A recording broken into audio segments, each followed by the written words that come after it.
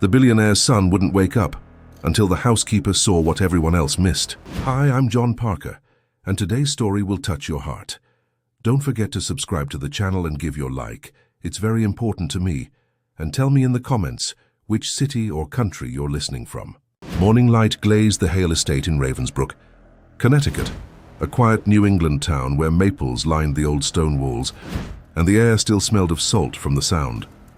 Inside, wealth hummed softly.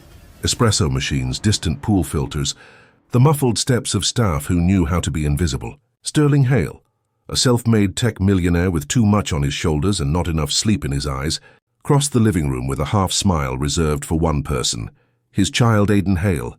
3 years old, cheeks flushed from dreams, clutched a worn blue teddy. He should have shifted at the sound of his father's voice, but he didn't. "Buddy?" Sterling knelt. No fluttering lashes, no sleepy protest. Aidan's chest rose, barely. The millionaire's fingers trembled before he even knew they were shaking. Aidan, louder now, nothing. Footsteps converged. Staff paused at thresholds. The nanny wasn't on duty yet. The private nurse, Tessa Marlowe, crisp white uniform, a smile that never reached her eyes, appeared with a practiced calm. "Mr. Hale, give us room." The family doctor, Cameron Rhodes, arrived from the guest suite with a compact monitor and the kind of voice people obeyed. Numbers blinked. Beeps measured time in small, cruel dots. The child lay still. Sterling's world narrowed to the weight of a small hand in his palm. He had watched life slip away once before, the night his wife didn't return from the hospital nursery, and swore it would never happen again. But here it was, betrayal without a face, grief rehearsing its lines. "Do something," he said, and it sounded like a prayer or a threat, or both.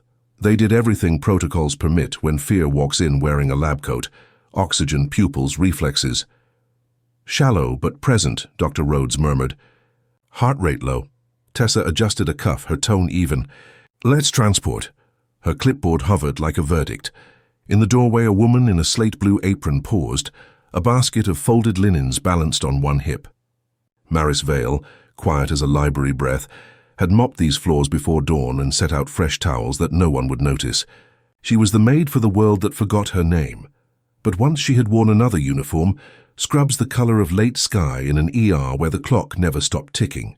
She didn't step in. She listened. A whisper of something chemical threaded the air, sharp, citrus bitter. Her gaze moved not to the machines, not to the money that could buy them, but to the ordinary things, a juice bottle on a side table, a child's vitamin tin beside a coaster from a charity gala, a discarded white packet with a warning font too small for rich eyes. Ravensbrook had its rituals, pumpkin bread in the fall, church suppers in June, fishermen at the dock before sunrise, but danger in a mansion looked the same as danger anywhere. It liked to hide in plain sight. Maris set the basket down quietly. No drama, no hero pose. She simply watched how the child's chest rose in a rhythm that was wrong but steady, how his skin was pale but warm, how the blue teddy smelled faintly of a cleaner not used in the nursery. A detail tugged, like a loose thread on a good suit. The label on the white packet didn't match the brand in the nursery supply closet. Someone had swapped something somewhere. "Mr. Hale," Dr. Rhodes said, "we need to move now." Sterling nodded, eyes glass dark. Tessa's hand hovered over the stretcher brake. "We'll stabilize en route." Maris stepped closer, voice low, respectful, unwavering. "Wait." The word barely crossed the carpets, but it carried. Sterling looked up, surprised to find courage in an apron. Tessa's posture stiffened. The nurse's calm sharpened into something almost metallic. Maris didn't reach for the child. She reached for the truth. His breathing shallow but consistent. "No trauma, no fever, no cyanosis, sir. This pattern doesn't look like a seizure or sudden illness. It looks like suppression." The staff exchanged glances. Maid, nanny, child, millionaire. Worlds not meant to touch, now colliding over a blue teddy and a blinking monitor. "Who are you to—" Tessa began. "Someone who's seen this before," Maris said softly, eyes never leaving Aidan. She lifted the white packet, flipped it, found the fine print. Not the nursery brand, not even the household vendor. There was also a vitamin tin, same label, different pill size. In houses like this, betrayal rarely slammed doors. It turned a cap and smiled. Sterling's voice cracked. If you know something, say it. Something here isn't what it claims to be. Maris pointed to the label, to the tin, to the juice bottle with a safety seal that didn't sit flush. If we move him now, the trail goes cold. Give Dr. Rhodes 60 seconds to recheck the basics with that in mind. Please. A choice hung between money and instinct, between protocol and the small, defiant wisdom that grows in people who have scrubbed tragedy off tile. Dr. Rhodes hesitated, then nodded once. 60 seconds. Tessa's mouth tightened. This is highly irregular. So is a child who won't wake up on a sunny Connecticut morning, Maris answered, gentle as a hymn. She handed the doctor the tin. He pried open a tablet, frowned. Coating wrong. Size wrong. Aiden's pulse ticked a notch closer to pattern. Sterling's breath hitched. Hope, fear, both. Maris felt the old ache open inside her, the one she'd tried to bury with quiet work and folded towels. In that ache lived a promise. She moved to the boy's side, careful, steady. Don't move him, she whispered, eyes on the label everyone else had missed. Check the label. And when she finally lifted her gaze, it wasn't to the millionaire or the doctor. It was to Tessa Marlowe, whose calm now looked less like professionalism and more like a mask about to crack. Sterling Hale had always believed that money bought certainty. The best doctors, the finest schools, the safest home security systems, none of it prepared him for the sight of his only son lying motionless on a velvet sofa. In that gilded room where portraits of ancestors lined the walls and crystal vases caught the morning light, silence pressed heavier than marble. The millionaire gripped Aiden's tiny fingers, his throat raw from pleading. He felt powerless, and that feeling was foreign to him. Power was his currency, yet here it had no value. Dr. Cameron Rhodes leaned closer, stethoscope pressing against the boy's chest. His brow furrowed. The vitals don't match collapse syndrome. Something else is wrong. He glanced at the pill tin Maris Vale had pointed out. These tablets, what brand were they supposed to be? They're vitamins, Sterling said, voice trembling. Prescribed by the clinic. His eyes darted to Tessa Marlowe, the nurse who had come recommended by that very clinic. You handle his supplements. Tessa adjusted her pristine collar, her tone steady. Yes, Mr. Hale. Standard pediatric vitamins. Nothing harmful. But Maris, still holding the white packet, didn't flinch. Her silence was sharper than accusation.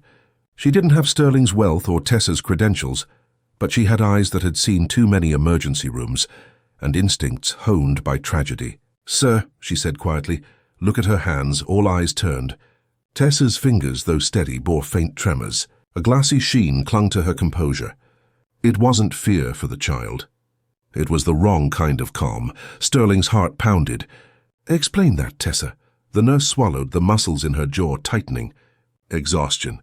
Long nights. You hired me for endurance, not theatrics. Her smile flickered, too polished. Maris knelt beside the boy, pressing 2 fingers gently at his pulse point, steady but suppressed. He's not sick. He's been slowed down. Her words weren't dramatic, just plain truth laid bare. And it's not by nature. Dr. Rhodes examined the pill she had broken open. His face paled. This coating. This isn't pediatric dosage. These aren't vitamins. The words landed like a hammer on glass. Sterling froze. His chest tightened as realization crept in, slow and suffocating. His son wasn't just ill. Someone had done this deliberately. Who had access? Sterling's voice thundered through the vaulted ceiling. Who's been near him? The staff exchanged uneasy glances. Everyone knew who prepared Aiden's food, who measured his bedtime milk, who tucked him in after stories. It was the nurse he trusted without question. Tessa's lips parted as if to protest, but before she could speak, Maris lifted the juice bottle from the table. She unscrewed the cap with deliberate care. A faint chemical odor rose, bitter beneath the scent of fruit. This isn't just orange juice. Sterling staggered back, fury and horror warring in his eyes. Are you telling me my boy has been poisoned under my own roof? The weight of the words shattered the hush. The maids gasped, one crossing herself.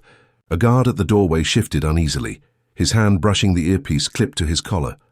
Tessa's voice finally broke, sharper than before. This is absurd. You're accusing me without evidence. Maris stood slowly, meeting her gaze without blinking. Evidence is in his veins, in that pill tin, in this bottle. You hid it where no one would question it, because whoever questions the nurse in white? Sterling's face hardened, his voice low with menace. If my son doesn't wake up, I will burn this entire world to find who's guilty. His grip tightened on Aidan's hand, as if sheer will could anchor the child to life. The doctor shook his head, urgency cutting through the storm. We can stabilize him, but we need to act fast. He reached for his kit. If he's under sedative influence, we need a detox protocol here and now. Maris nodded. Her hands were steady, her voice calm. I know what to do. The revelation hung in the air. This wasn't just a maid. She had knowledge hidden beneath years of silence. Sterling stared at her. A man used to signing deals worth billions suddenly clinging to the quiet authority of a woman in a plain apron. Who are you, Maris Vale? He whispered. Her answer came like a confession and a vow. I used to be a nurse. I swore I'd never touch medicine again. But today, your son is my patient. The mansion trembled with more than panic now. It pulsed with suspicion, betrayal, and the crackling promise that secrets long buried were about to surface. And as Sterling's eyes flicked between the maid who offered hope and the nurse whose mask was slipping, one truth became clear. In this house of wealth, someone was willing to trade innocence for inheritance, and the fight to uncover it had only begun. The Hale estate no longer felt like a sanctuary. The gilded chandeliers and marble floors seemed to mock Sterling Hale as he stood frozen, torn between rage and despair. His son's shallow breaths filled the silence like a metronome of dread. Sterling, the billionaire who once bent markets to his will, was now reduced to a father who could only whisper, Please, Aidan, come back to me. Dr. Rhodes worked quickly, preparing a saline flush, his hands steady but his jaw clenched. If Maris is right, this isn't illness. It's suppression from a foreign substance. We need to counteract it now. Tessa Marlowe took a step forward, her pristine shoes clicking softly against the parquet. You're risking the boy's life with assumptions. We don't even know what's in his system. Her calm voice cracked ever so slightly, and for the first time Sterling heard something beneath it. Fear. Maris Vale remained still, her dark eyes fixed not on the nurse but on the child. She'd been here before. Hospital rooms where seconds decided whether a mother held her child again or walked out alone. She pressed her fingers to Aidan's wrist once more, then looked up. Doctor, his pulse is weak but consistent. His color hasn't faded further. This is no accident. He was given something to keep him quiet, not to kill him instantly. The staff murmured, fear sweeping like wind through dry leaves. One maid whispered, Who would do this? Another crossed herself and muttered a prayer. Sterling's voice thundered. Someone inside this house. Someone I trusted. His eyes bore into Tessa. You had control of his meals, his medicine, his routine. Explain this. Tessa lifted her chin, forcing composure. You think I'd harm the boy I've cared for every night? I dedicated my life to pediatrics, as dedicated or deceived. Maris interrupted, her tone calm but sharp as glass. She held up the juice bottle. You poured this yourself yesterday. Why is the seal tampered? Why does it smell of chemical when it should smell of fruit? For a moment, silence reigned. Then, with startling suddenness, Aidan coughed. A soft, shallow sound that made every heart in the room leap. Sterling nearly collapsed from relief, clutching his son's hand tighter. He's still fighting, he said, tears streaking down his face. Dr. Rhodes seized the moment. We can flush his system here. I have the necessary solution, but I'll need absolute silence and no interference. He looked directly at Sterling. If we move him to the hospital, the sedative may be gone from his bloodstream before they test. We lose the chance to know the truth. Sterling turned slowly, eyes sweeping over the roomful of servants and guards. Betrayal stank in the air. He pointed at the head of security, Nate Collier. Lock the estate. Nobody leaves. Not staff, not guests, not even the gardener. This house is now sealed until I say otherwise, gasps echoed. Guards moved swiftly to obey. Doors slammed, radios crackled. The estate, once a palace of comfort, became a fortress. Tessa tried to protest, her polished tone breaking. You can't hold us prisoner, Mr. Hale. This is madness. Sterling cut her off with a roar. Madness is watching my son fade while someone poisons him under my roof. His face was flushed with fury. Until I know who did this, consider yourself under suspicion. Maris, still kneeling by Aidan, whispered so softly only Sterling heard. Sir, anger won't save him, but truth will. Trust what your eyes already know. He's been betrayed by someone close. Sterling looked at her, truly seeing her for the first time, not as a maid folding towels in the background, but as the only soul in the room unafraid to name the darkness. Dr. Rhodes injected the counter-solution, and for a long, excruciating minute nothing happened. The boy lay still, fragile as porcelain. Sterling's knuckles whitened around his son's hand. Maris whispered, almost a prayer, "Come back, little one. Don't let them steal your breath." Then Aiden's chest rose deeper, fuller. His eyelids twitched. Another cough rattled from his throat. Hope cracked open the darkness like dawn through shutters. The room exhaled as one. Sterling let out a sob, raw and unguarded. "He's coming back," but Maris didn't smile. Her gaze had shifted to Tessa Marlowe, who stood frozen, her mask slipping. The tremor in her hands had grown. Her eyes flicked toward the side exit, calculating escape. And Maris thought, there it is. The guilt that money and uniforms can't hide. The child was stirring.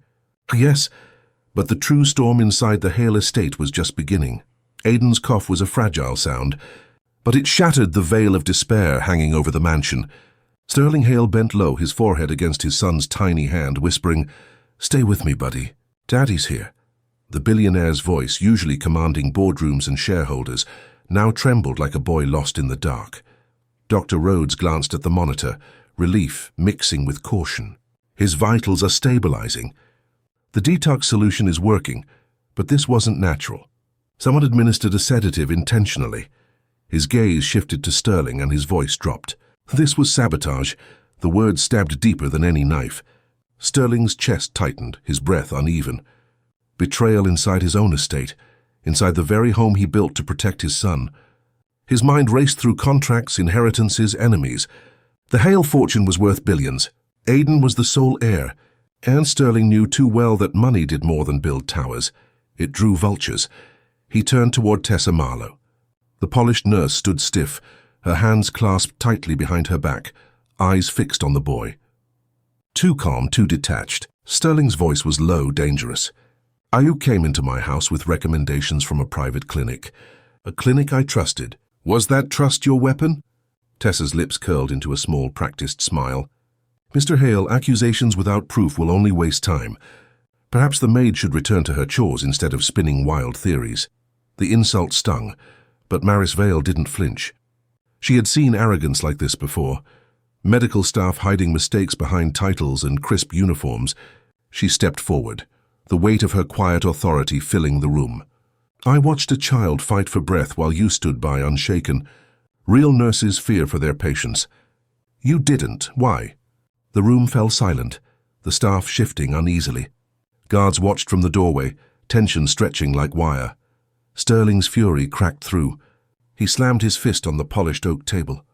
"Answer her." For the first time, Tessa faltered. A bead of sweat glistened at her temple. Her voice was steady, but her eyes betrayed her. "I did what I was trained to do. If you doubt me, call the clinic. They'll vouch for me." But Maris wasn't looking at her face. She was looking at her hands. She noticed a faint red mark near Tessa's thumb, the kind left by a syringe plunger. Her stomach knotted. Memories of the ER returned, the kind of detail no one noticed unless they'd lived it. Maris spoke softly, but the room heard every syllable. "Where did you hide the syringe?" Tessa's head snapped toward her, eyes wide, too wide. A ripple of murmurs ran through the staff.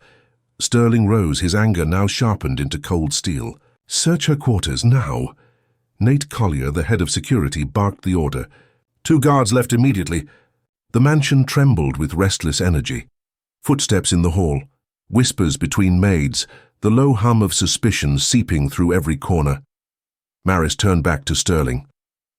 "This isn't random, Mr. Hale. It's calculated. Someone close wants your son out of the way. And the nurse, she's just the visible piece." Sterling's face drained of color as the unspoken truth slammed into him. He remembered boardroom battles, whispers about his will, the clauses that placed Aiden as primary heir. If something happened to Aiden, the empire would fracture and power would scatter into greedy hands. The thought chilled him deeper than the morning air. This isn't just betrayal. It's inheritance. Aiden stirred faintly on the sofa, his small voice barely audible. "Daddy?" Sterling crumbled, pressing a kiss to his son's forehead. Tears of gratitude burned his eyes, but Maris didn't look at the tender moment. Her gaze remained locked on Tessa Marlowe, who now shifted nervously under the scrutiny. The housekeeper's instincts told her one truth: this wasn't over. The poison in the child's veins was only the beginning. The guards returned minutes later, holding a small evidence bag. Inside lay a syringe, hidden beneath the nurse's laundry basket. A trace of clear liquid still glistened inside the barrel. Gasps erupted. A maid crossed herself, whispering, "Lord have mercy." Sterling's world tilted. Rage flared, grief surged, hope battled fear. He had his proof, but proof was only the doorway. Behind it lay motives, accomplices, and secrets waiting to be unmasked. And as Tessa Marlowe's mask of calm finally cracked, one thing became undeniable. This house held more than wealth. It held enemies disguised as family. The air thickened with dread. Because if the nurse wasn't acting alone, who else inside the Hale estate wanted the billionaire's son erased? The discovery of the syringe detonated like a silent bomb inside the Hale estate. Every pair of eyes darted toward Tessa Marlowe, who now stood cornered between velvet drapes and cold suspicion. The guards tightened their stance, one hand hovering near his holster.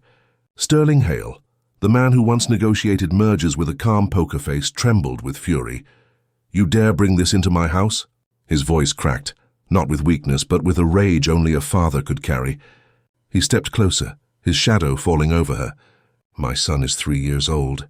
He trusts everyone, and you put poison in his veins." Tessa's composure wavered. "You're twisting everything. That syringe could have been planted. You think a woman like her," she gestured sharply at Maris Vale, "isn't capable of setting me up to make herself look like a hero?" Gasps rippled through the staff. The audacity of accusing the maid, the very one who saved Aiden, sent whispers surging through the marble halls. But Maris didn't flinch. She stood in her plain apron, linen dust still on her sleeves, eyes fixed on the trembling child. "I don't need to be a hero," she said softly. "I need him alive. That's the only truth here." Sterling looked at her, the billionaire facade slipping. For the first time he felt the strange comfort of her steady presence. She's not afraid, he thought. "Even when I am," Dr. Rhodes cleared his throat, breaking the tension. He held the evidence bag higher. "This syringe contains traces of a sedative, not listed in any prescription for the boy. I've seen enough to know this wasn't an accident." But Maris wasn't finished. Her instincts tugged her deeper into the shadows of the mystery. "Mr. Hale," she said, turning to Sterling, "a nurse doesn't work alone. Someone supplied her. Someone gave her access. Think about it. How would she sneak these drugs inside without a network?" Sterling's heart pounded.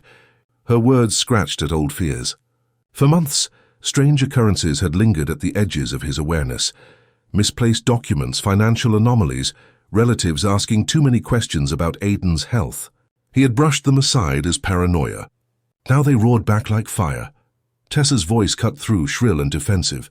"You don't know what you're talking about. I was hired legally, paid properly. I did my job. If something went wrong, maybe the maid didn't clean thoroughly enough. Maybe the toxins are in the air. Enough!" Sterling's roar echoed through the vaulted ceilings. His patience, his trust, his grief, all of it snapped. He turned to Nate Collier. "Take her to the East Wing study. Guard her. No phone, no contact. She doesn't leave until I say." The guards obeyed instantly. Tessa protested, her voice growing desperate. "You're making a mistake. You'll regret this." But her words were drowned by the heavy footsteps escorting her away. As the door shut behind them, the estate exhaled in uneasy silence. But relief didn't come. Instead, a new fear crept in. If Tessa wasn't working alone, the accomplice could still be standing among them. Maris felt it, a chill that had nothing to do with the draft from the stone walls.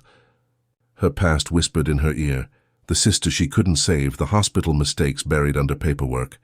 She wouldn't let another child be lost to shadows. She leaned closer to Sterling and spoke in a voice meant only for him. "Someone inside your circle has been waiting for this moment. You can lock doors, you can buy doctors, but betrayal is already in your home." Sterling's jaw clenched. He looked down at his son, who stirred weakly, eyelids fluttering. Aiden's lips parted, a faint word escaping. "Daddy?" Tears burned Sterling's eyes, but rage burned hotter. He swore under his breath, "Whoever touched my boy will regret the day they were born." Maris placed a gentle hand on the billionaire's shoulder, anchoring him.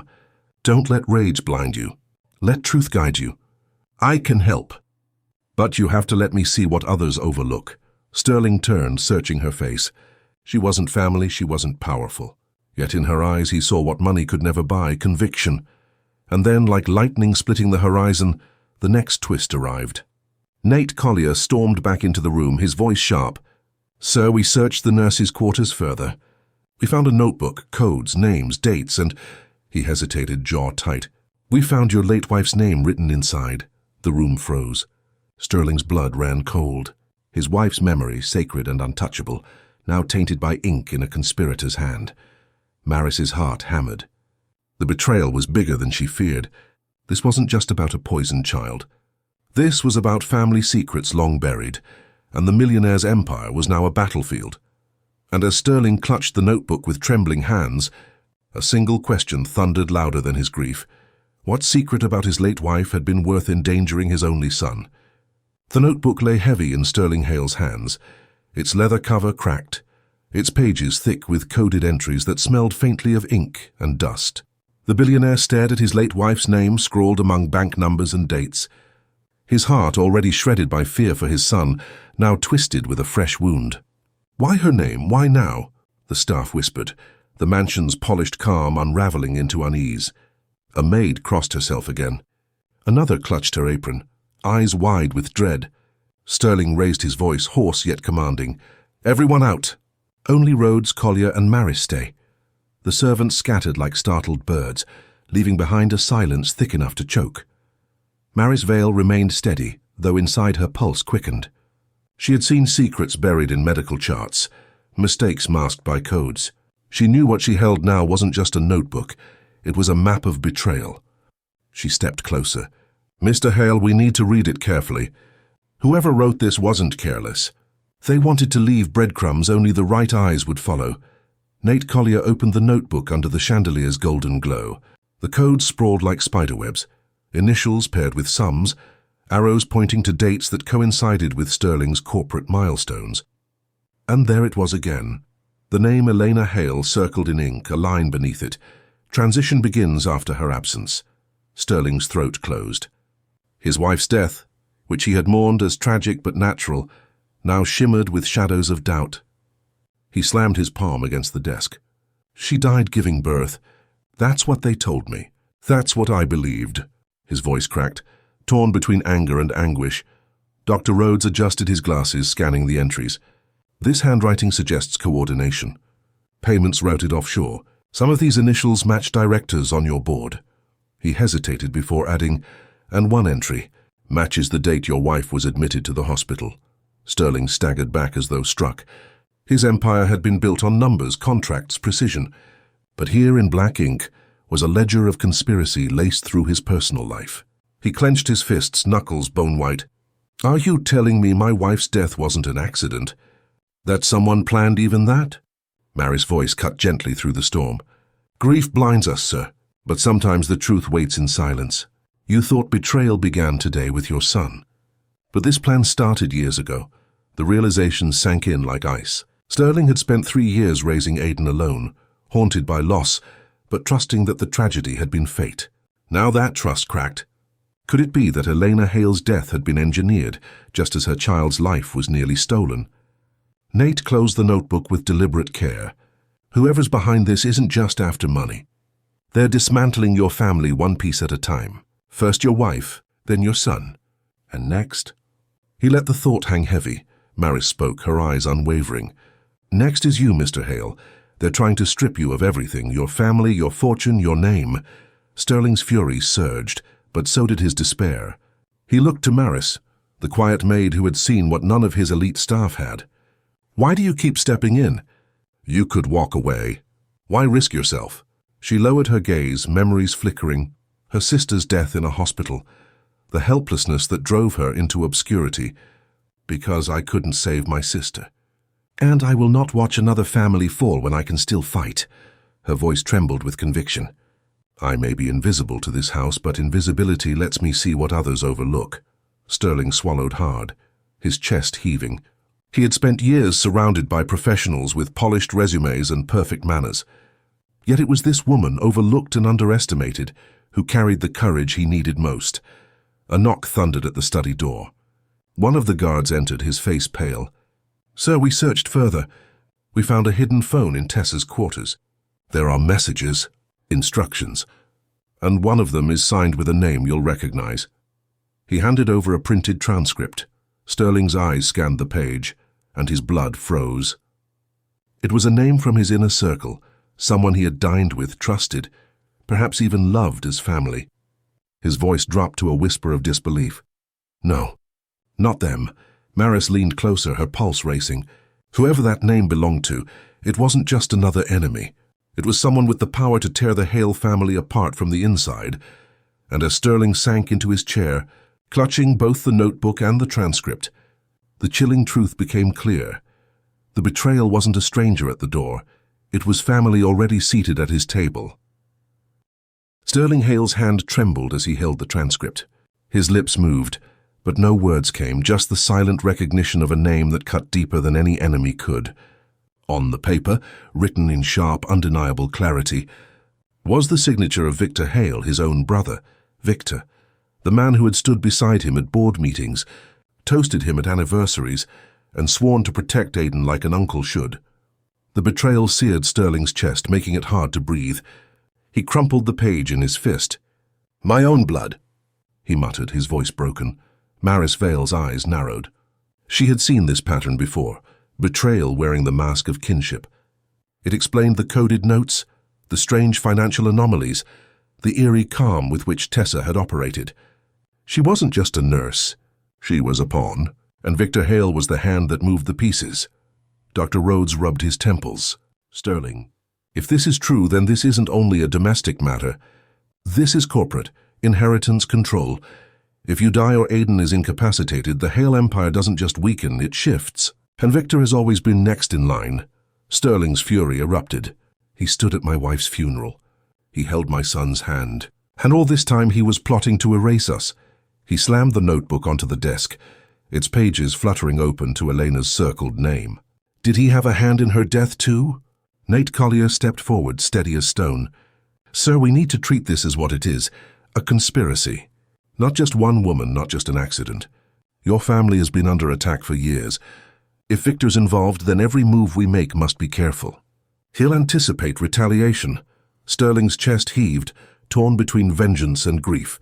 His eyes flicked to Aiden, who lay peacefully in the next room, the blue teddy still tucked in his arms. "If he touched my wife's memory, if he tried to kill my boy," Sterling's voice darkened, "then he's already dead to me." Maris placed a hand gently on his arm, grounding the storm. "Rage gives them power, Mr. Hale. Truth takes it back. If Victor has played this long game, he expects you to lash out. That's how men like him win." Her eyes glistened with something heavier than advice, experience. "We'll need proof stronger than a syringe and a notebook. We'll need to catch him trying again." The idea chilled the room. Dr. Rhodes looked at her, incredulous. "You're suggesting we—" "Bait him?" Maris nodded slowly. "We let him believe his plan still works. That Aiden remains fragile. That the poison lingers. If Victor thinks the boy is slipping away, he'll act to secure his victory. And when he does, we'll be ready." Sterling's gaze locked on hers. The weight of her words dug deep into him. It was a dangerous gamble, but in danger lay the chance for justice. "You'd risk staying in this house invisible while wolves walk the halls?" Maris didn't hesitate. "I've lived invisible my whole life. If that's what saves your son, I'll stay invisible until the truth screams loud enough to be heard." The fire in her eyes startled him. For years he'd dismissed her as part of the background, the woman who scrubbed floors, folded towels, passed unnoticed. Now he saw the warrior behind the apron, a woman whose scars had forged courage instead of bitterness. Before Sterling could respond, Nate's radio crackled. A guard's urgent voice bled through. "Mr. Collier, we have movement at the north gate. A black sedan just arrived. It's Victor Hale. He's demanding entry." The room froze. Fate was knocking on their door sooner than expected. Sterling's face turned ashen, then steel. He straightened his shoulders, the weight of betrayal fueling his resolve. "Let him in. Let him believe nothing's changed." Maris looked toward the hallway where Aiden rested, her heart pounding. "Then we must prepare. Tonight, truth walks through your doors."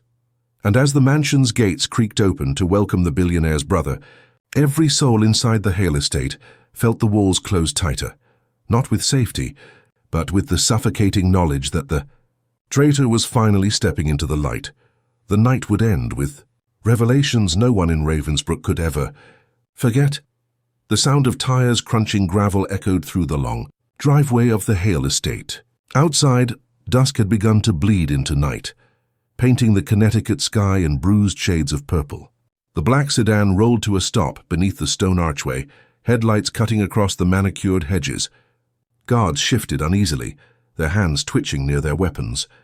The air was thick, not with formality but with dread. Victor Hale stepped out, adjusting the lapel of his tailored coat as if he were arriving at a gala instead of a crime scene. He looked every inch the polished tycoon, silver streaking his hair, cufflinks glinting in the fading light. But his smile was wrong, too wide, too certain.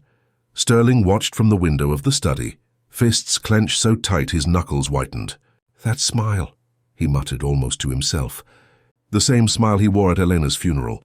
His chest heaved with fury, but Maris Vale placed a steadying hand on his arm. "Don't show him rage," she whispered. "Let him think he's still the one in control. That's when men like him trip over their own pride." Victor was escorted into the grand foyer, where chandeliers blazed and portraits of Hale ancestors loomed overhead. He spread his arms wide as though he owned the house. "Brother," he greeted, his voice smooth as whiskey. "You look pale." "I came as soon as I heard about Aiden. How is the boy?" The hypocrisy burned Sterling's throat, but he swallowed it. "He's resting, weak. We're doing everything we can." The hesitation in his voice wasn't weakness, it was bait. Victor feigned concern, pressing a hand to his chest. "Such a tragedy, Sterling. First Elena, now Aiden falling ill. Sometimes fate seems cruel to those who carry too much fortune." His words slithered like poison wrapped in sympathy. Maris stood in the corner, silent as ever, a basket of linens in her hands. To Victor she was background noise, exactly where she wanted to be. Her sharp eyes caught every flicker in his expression, every calculated pause. He never once asked specifics about Aiden's symptoms. He already knew. Dr. Rhodes, playing his role, stepped forward with a solemn nod. "The child's condition is delicate. It may not be long before we lose him." The room hushed, the lie heavy in the air. Sterling's heart ached at the words, but he forced himself to nod. His gaze lowered to sell the act. Victor's smile tightened, betraying a flicker of triumph. "If the worst happens, you know I'll be here for you, brother. For the company, for the family name." Sterling's jaw clenched. He wanted to lunge across the polished floor and tear the mask from Victor's face. But Maris's earlier warning rang in his ears. Let him hang himself with his own rope. Nate Collier broke the silence with a firm voice. "We'll need to restrict movements tonight. For safety. No one leaves until morning." His eyes locked on Victor. "Including guests." Victor raised an eyebrow but didn't protest. Instead, he smirked faintly. "Of course. Family first." Later that evening, as the house settled into uneasy quiet, Maris slipped down the servant corridors, her footsteps soundless. She carried with her the notebook, the syringe, and the printed transcripts, all the evidence that could tie Victor to the plot.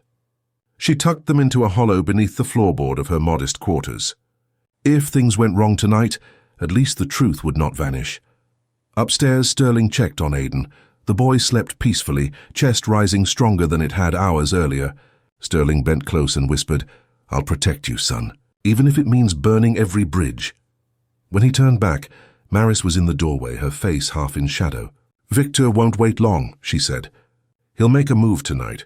You'll need to be ready." Sterling's eyes hardened. Then tonight he discovers the Hale estate isn't his chessboard, and outside the boy's door, unseen by them both, Victor lingered at the end of the hall, listening. His smile sharp as broken glass. By morning, masks would shatter, alliances would collapse, and the Hale fortune would no longer rest in shadows, but in the merciless light of betrayal revealed.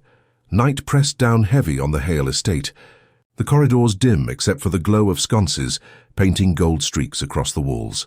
The mansion felt less like a home and more like a stage, every player waiting for the moment the script demanded their role. Victor Hale moved through the halls like a man surveying property he already owned. His polished shoes clicked softly against the marble, his reflection tall in the glass panels. To the staff he offered charming nods, casual smiles, But behind every gesture was calculation. He wasn't here to comfort. He was here to claim. Maris Vale followed from a distance, blending with the silence like shadows stitched into stone. She carried no clipboard, no authority, just the humility of a maid. That invisibility was her weapon. Every detail etched itself into her mind. Victor's glances toward the east wing, his subtle touch on the banister near Aidan's room, the way his eyes lingered not on his nephew, but on the locked study where the family's legal documents were kept. Sterling waited inside that study, pacing. His heart beat like war drums. He had positioned Nate Collier's security discreetly throughout the estate. Cameras rolling in corners, Victor assumed went dead after midnight. Patience, Nate reminded him. If we move too soon, we risk losing proof. Let him act. It didn't take long. At the stroke of midnight, Victor approached Tessa Marlowe's guarded quarters. With a calculated calm, he slipped a folded note beneath the crack of the door, an instruction meant for her eyes alone. But he didn't know Maris was watching from the shadows. Later, when the guard retrieved the note for inspection, the truth screamed in ink, "Finish what you started." The boy cannot wake. Sterling's blood boiled.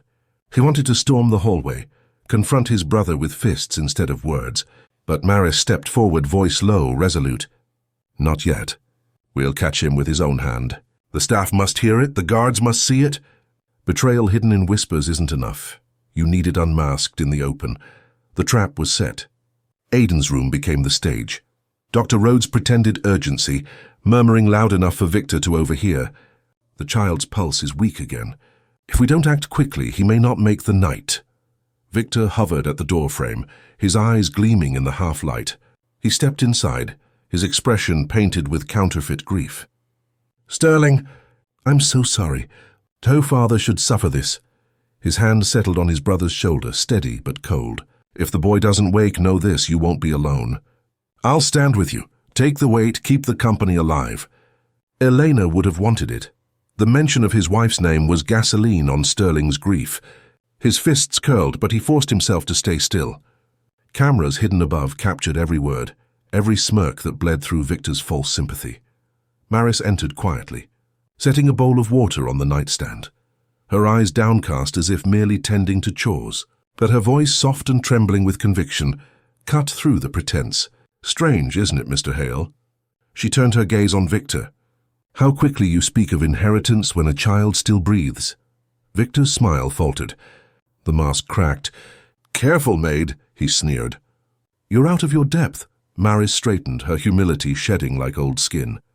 "I was out of my depth the day I failed to save my sister. Tonight I won't fail again."